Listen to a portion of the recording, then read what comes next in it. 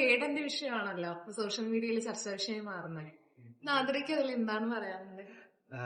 ഇപ്പം നമ്മള് ഇതുവരെയുള്ള അപ്ഡേഷനൊക്കെ നോക്കുമ്പോഴത്തേക്ക് ഒരു ഇരട്ട നിയമം പാലിക്കപ്പെട്ടതുപോലത്തെ ഒരു ഫീല് തോന്നാറുണ്ട്. നമ്മള് വേടനെ പറ്റി സംബന്ധിച്ച് പറയുമ്പോഴത്തേക്ക് സാധാരണയായിട്ട് വന്നൊരു മനുഷ്യനാണ്. അപ്പം ആ ആൾക്ക് മറ്റൊരു നിയമം ഇതിന് മുൻപ് കടന്നുപോയ കുറച്ചധികം സെലിബ്രിറ്റികൾക്ക് മറ്റൊരു നിയമമായിട്ട് പലപ്പോഴും ഫീൽ ചെയ്തിട്ടുണ്ട്. ആനക്കൊമ്പ്, പുലിനഖം അടക്കമുള്ള വിഷയങ്ങളിൽ അവർക്ക് ഉണ്ടായിട്ടുള്ള ഒരു പ്രിവിലേജ് വേണം എന്നല്ല, സാധാരണക്കാരന് കൊടുക്കുന്ന ഒരു മര്യാദ പോലും കൊടുക്കാത്ത ഒരു പക്ഷം കണ്ടതായിട്ട് തോന്നി.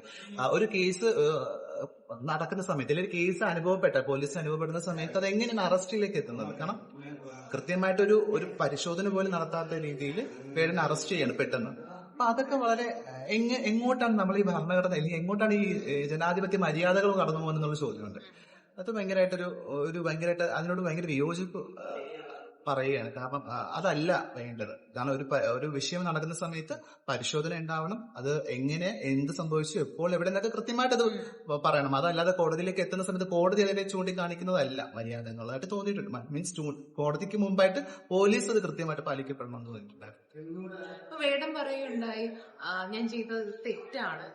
ഉറപ്പായിട്ട് തെറ്റല്ല, ലഹരി ഉപയോഗിച്ച് തെറ്റ് തന്നെയാണ്. പക്ഷെ അതിന് ശ്രമിക്കാം എന്ന് പറയും. വളരെ നല്ലൊരു മെച്ചോർഡ് ആയിട്ടുള്ള ഒരു മറുപടി. അത് വളരെ സന്തോഷത്തോടു കൂടി തന്നെ സ്വീകരിക്കുന്നുള്ളത്. ഇപ്പൊ എനിക്ക് എപ്പോഴും ഒരു ഭയമാണ്. കാരണം നമ്മൾ പോകുന്ന ഇടത്തൊക്കെ എങ്ങനെയാണ് നമ്മൾ വളരെ സേഫ് ആയിട്ടിരിക്കുകയാണ്. കാരണം ഞാൻ പോകുന്നിടത്ത് എനിക്ക് എല്ലാവരും പരിശോധിക്കാനുള്ള സ്പേസ് ഉണ്ട്.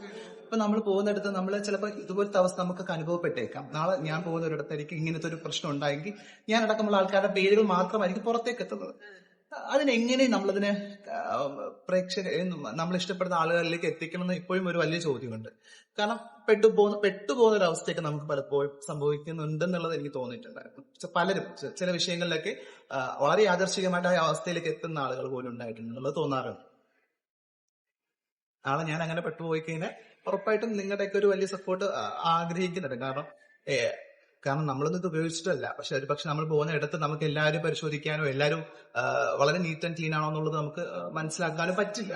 നമ്മൾ എല്ലാവരോടും സഹകരിക്കുന്ന മനുഷ്യനാണ്, സാമൂഹ്യ ജീവിയാണ്. ഉറപ്പായിട്ടും അതില് വലിയ അഭിമാനമുള്ള ഒരാള്. പാട്ടുകളോട്, വരികളോട്, എഴുത്തുകളോടൊക്കെ ഭയങ്കര ഒരു ഇഷ്ടമുള്ള ഒരാളാണ് ഞാൻ.